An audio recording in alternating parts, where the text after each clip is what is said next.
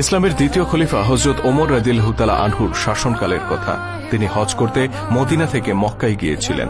ওই হজে যোগ দিয়েছিলেন একজন ধনাঢ্য আরব, যার নাম ছিল জাবালা ইবনে আইহাম। লোকটি প্রচুর অর্থবিত্তের মালিক ছিলেন, আর তার অধীনে বহু দাস দাসীও ছিল। ব্যক্তিগতভাবে তিনি ছিলেন অহংকারী প্রকৃতির মানুষ। গরিব ও দাস শ্রেণীর মানুষদের প্রতি খুব নিচু মানসিকতা পোষণ করতেন জাবালা। আরব সহ সারা মধ্যপ্রাচ্যে যখন ইসলামের জয় জয়কার, তখন তিনিও ইসলাম গ্রহণ করে নেন। তবে তিনি ইসলামের সুমহান আদর্শ দ্বারা উজ্জীবিত হয়ে নয়, বরং রাজনৈতিক সুযোগ সুবিধা পাওয়ার আশায় ইসলাম গ্রহণ করেছিলেন।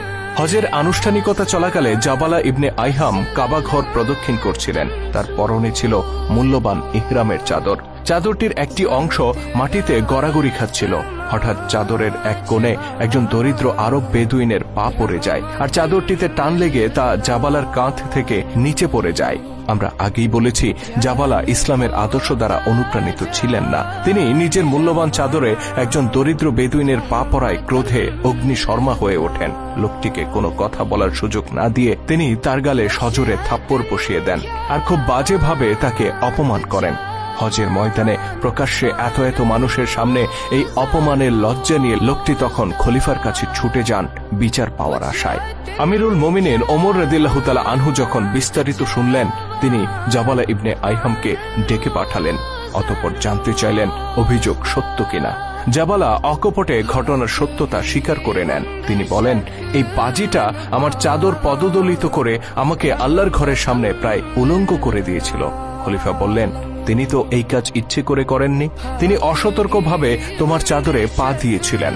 জাবালার কণ্ঠে তখন ফুটে ওঠে জাহিলি যুগের অহংকার। তিনি বলেন, তাতে কি? সতর্ক কিংবা অসতর্ক, যে অবস্থাতেই সে আমার চাদরে পা দিক না কেন, তাকে এর শাস্তি পেতেই হতো। কাবা চত্বরে রক্তপাত নিষিদ্ধ, যে কারণে আমি নিজের ক্রোধকে সংবরণ করেছি। নয়তো আমি তাকে থাপ্পড় দিয়ে ছেড়ে দিতাম না, বরং হত্যাই করে ফেলতাম। জাবালা ইবনে আইহাম ছিলেন একজন প্রভাবশালী ব্যক্তি। হযরত ওমর রাদিয়াল্লাহু তাআলা আনহুর সাথে তার সম্পর্ক বেশ পুরনো। অন্যদিকে বেদুইন লোকটি ছিল হতদরিদ্র। তার সাথে হযরত ওমরের পূর্ব থেকে পরিচয়ও ছিল না। কিন্তু মুসলিম জাহানের খলিফা এসবের পরোয়া করলেন না। তিনি শান্ত কণ্ঠে বললেন, হে জাবালা, তুমি নিজের অপরাধ স্বীকার করেছ। এখন বাদী যদি তোমাকে ক্ষমা না করে, তাহলে ইসলামের বিধান মোতাবেক তোমাকে শাস্তি পেতে হবে। আর সেই শাস্তি হচ্ছে, তোমার গালেও বাদী নিজের হাতে চপেটাঘাত করবে, আর তা প্রকাশ্যে জনসম্মুখে, ঠিক যেভাবে তুমি তাকে অপমান করেছ। খলিফার এমন রায় শুনে জাবালা স্তম্ভিত হয়ে পড়লেন। তার কাছে এটা রীতিমতো অবিচার মনে হলো। তিনি বিস্ময়ের সাথে বললেন, আমি আরবের একজন সম্ভ্রান্ত ব্যক্তি, এককালে রাজা ছিলাম আমি, আর ও এক চাষার বাচ্চা। হযরত ওমর বললেন, আজকে তোমরা উভয়ই মুসলমান। জাবালা উদ্ধত কণ্ঠে বললেন, যে ধর্ম রাজা প্রজায় পার্থক্য করতে জানে না, সম্ভ্রান্ত আর সাধারণ মানুষকে এক পাল্লায় মাপে, আমি সেই ধর্মের অনুসরণ করব না। ওই চাষা যদি আমাকে থাপ্পড় দেয়, তবে আমি ইসলাম ত্যাগ করব। হযরত ওমর রাদিয়াল্লাহু তাআলা আনহু এবার অত্যন্ত কঠোরভাবে তার জবাব দিলেন। তিনি বললেন, তোমার মতো হাজারো জাবালা যদি ইসলাম ত্যাগ করে চলে যায়, তবু আমি ওমর ইসলামের একটি ক্ষুদ্রতম বিধানকেও লঙ্ঘন করব না। অতঃপর খলিফার নির্দেশে বাদী ব্যক্তিটি প্রকাশ্যে শত শত মানুষের সামনে জাবালার গালে থাপ্পড় বসিয়ে দেন। জাবালা ক্রোধে চোখ লাল করে বাদীর দিকে একবার তাকালো, তারপর রাগে গড় গড় করতে করতে কাবা চত্বর ছেড়ে চলে গেল। অহংকারী জাবালা সত্যি ইসলাম ধর্ম ত্যাগ করেছিলেন।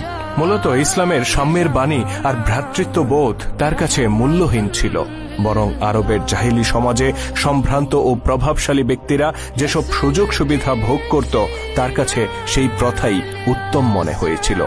এই ঘটনার পর সে ইসলাম ত্যাগ করে মুরতাদ হয়ে যায় এবং রোম সম্রাটের কাছে গিয়ে আশ্রয় নেয়।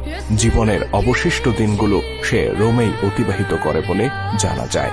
সতী দর্শক, আজকে সারা পৃথিবীতে যখন দরিদ্রের উপর ধনীর বঞ্চনা, শাসিতের উপর শাসকের নিপীড়ন, দুর্বলের উপর সবলের অত্যাচার, তখন খুব মনে পড়ে যায় ইসলামের সেই সুমহান শাসনের কথা। আল্লাহ তাআলা আমাদেরকে সেই মহান আদর্শ দ্বারা উজ্জীবিত হয়ে ন্যায় ও সত্যের পক্ষে পুনরায় ঐক্যবদ্ধ হওয়ার তৌফিক দান করুন।